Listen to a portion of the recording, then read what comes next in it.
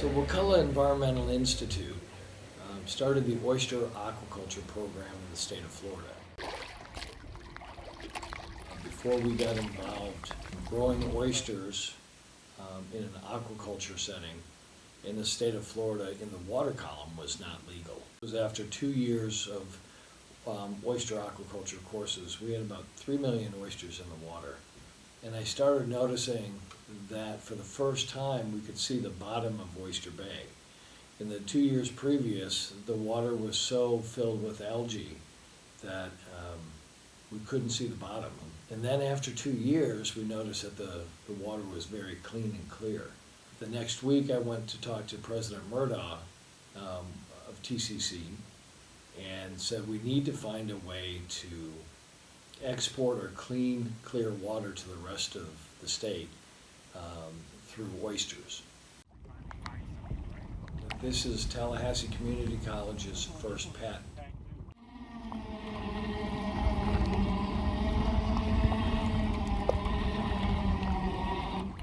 That is beautiful. Gorgeous, gorgeous. You're beautiful. You got all ages on there. Yeah. Got little baby ones and full grown ones. Yep, babies and grandpas. Yeah.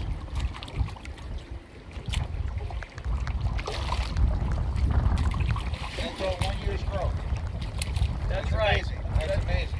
Just 1 year. You got 4 inches on there. 1 year, off the bottom.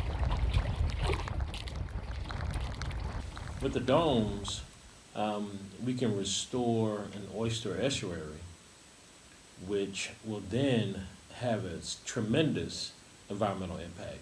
In the past, we did research with Florida A&M University School of the Environment, and what we found is that the nutrient removal from having oyster aquaculture was significant when you're talking about what comes from the watershed, the levels of nitrogen, nitrates, nitrites that are removed from the system just by having our oyster aquaculture out in the area. What we established is that using our domes, we will be able to deploy clean water. On the inside, with live oysters, you have about 30-40% coverage. As we look at it right now, you have different sizes. You have mature and you have small baby oysters. In about 3 months, you're getting the different variation in different sizes, which is great. That means you continuously will have a seed source. So once these mature oysters begin to spawn, and as they get larger, they may die off, then you still have the ones that are much smaller than them be able to grow up, mature, and be able to become a mature seed source. So this is a great way to kind of encapsulate why these domes are very important. It's because they continuously provide a valuable seed source for oysters.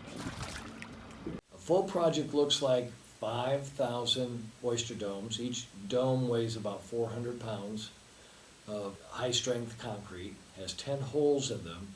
In the center, there's a cylinder, a PVC pipe, that has holes in the center, and that's where 5 oysters are put in for spawning purposes.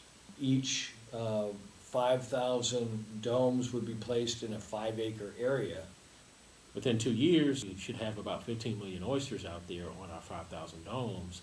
And we used that number because in our aquaculture, we had about 3 million, and we saw cleanliness of the water in Oyster Bay.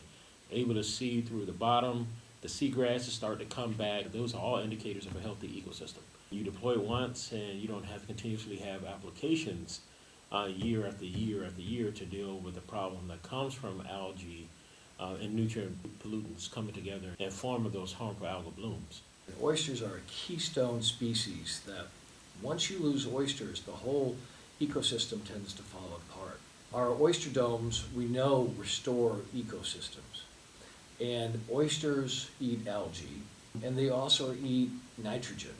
It dawned on us, what is red tide but nothing more than a harmful algal bloom? If you take away the algae, aren't you taking away the outbreak of red tide? And if you take away what red tide feeds on, which is nitrogen, aren't you taking away the ability to have red tide flourish? We believe that this is the case. The more oysters you have out there, the less likely you're going to have red tide. So we're really excited about that and want to work further with this and to help Florida become red tide free. And we believe these oyster reef domes are the way to achieve that. Oysters filter 50 gallons of water a day. It'll be 15 million oysters on our project sites, which equates to 273 billion gallons of water filtered yearly. This is a great way to keep harmful algal blooms like blue-green algae and red tide in check.